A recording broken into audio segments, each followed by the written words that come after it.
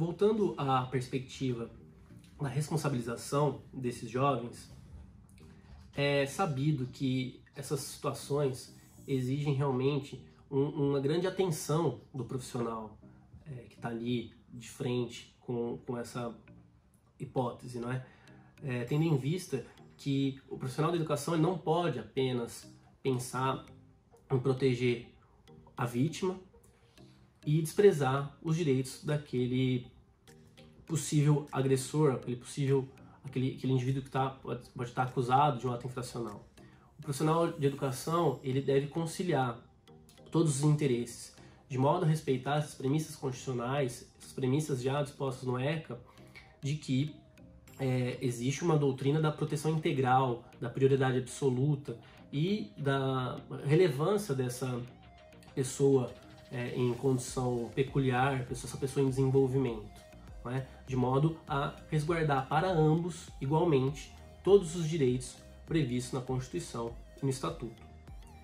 Sabendo disso, passando-se, portanto, por uma questão mais prática, a gente pode supor que, havendo um caso de um assédio sexual, por exemplo, dentro de um âmbito escolar, esses profissionais de educação devem, sim, procurar um sistema de justiça, mas também acolher essa vítima, de modo a possibilitar a aplicação de todas essas medidas protetivas, criando-se o que se pode dizer como um ciclo restaurativo de acolhimento, de preparo, de informação e de cuidado a essa vítima, sem, contudo, deixar de lado, negligenciar, se omitir em relação àquele acusado de cometer esse ato.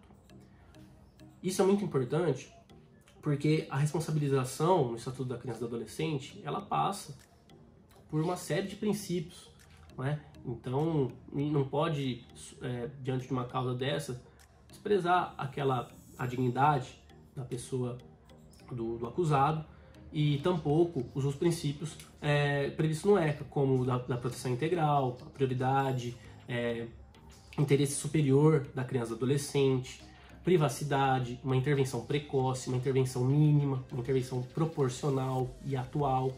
Enfim, tudo isso que existe dentro de um processo infracional, ele também deve se estender no âmbito escolar. E é importante dizer que, se deparando-se com uma situação dessa, a primeira hipótese de interventiva que se pode pensar seria uma transferência compulsória de um dos indivíduos. Nesse ponto, deve-se sempre fazer uma crítica a esse tipo de imposição, tendo em vista que ela pode ferir diversos princípios, diversas normas, né, que regem e que criam todo esse aparato protetivo.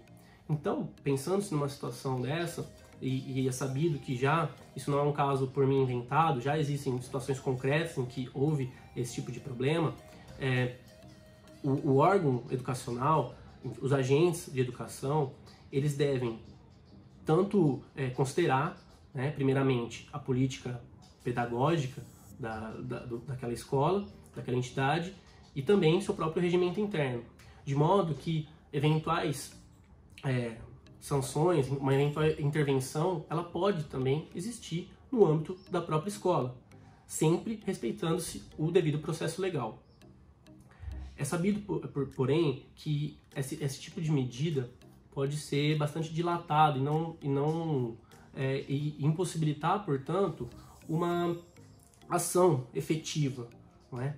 Então, a solução que se pode pensar nesses casos e isso, claro, vai sempre passar por uma série de outras tentativas mais brandas, como a criação de um ciclo restaurativo dentro da escola, ou, por exemplo, a própria mudança de turno dos alunos, não é? E conversa com os familiares, enfim, toda uma tentativa restaurativa dentro desse ambiente. Mas, claro, é sabido que isso nem sempre é uma solução possível. Então, em último caso, né, pensando sempre em prol desse devido processo legal e desse resguardo das garantias de ambos os envolvidos, Em último caso, pode-se pensar em uma transferência escolar não como de forma compulsória, mas como uma forma de medida protetiva. O ECA ele traz uma série de medidas protetivas e elas não têm um rol exaustivo. O que significa? Elas são exemplificativas. O que indica que pode ser aplicado uma outra medida que ali não está prevista.